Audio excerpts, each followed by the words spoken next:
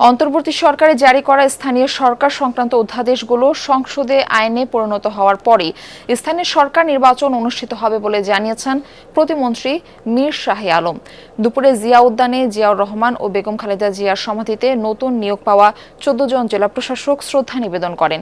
পরে সাংবাদিকদের প্রশ্নের জবাবে এলজিআরডি প্রতিমন্ত্রী জানান, দলীয় প্রতীকে স্থানীয় সরকার নির্বাচন আয়োজনের বিধান সংসদের মাধ্যমে বাতিল করা হবে। সিলন টি রপ্তানিতে শীর্ষে। ফ্যাসিবাদী সরকারের আমলে যারা নির্যাতনের শিকার হয়েও জনগণের জন্য কাজ করেছেন, পাশাপাশি জাতীয় নির্বাচনে যাদের মনোনয়ন দেওয়া সম্ভব হয়নি তাদেরই প্রশাসক হিসেবে নিয়োগ দেওয়া হয়েছে। অন্তর্বর্তী সরকারের সময়ে ঢাকা উত্তর সিটির প্রশাসক মোহাম্মদ এজাজের বিরুদ্ধে অনিয়মের অভিযোগে তদন্ত চলছে বলেও জানান শাহে আলম।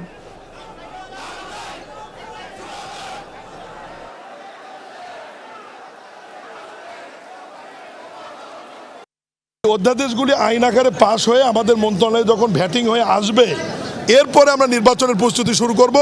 ওই সময় বলা যাবে যে কবে নাগাদ নির্বাচনটা হবে। এবং মাননীয় সংসদ সদস্যরা আইন আকারে পাশ করলে দলীয় প্রতীক ছাড়া আমরা দ্রুত সময়ের মধ্যে এই প্রতিষ্ঠানগুলোতে নির্বাচনের দিকে যাব।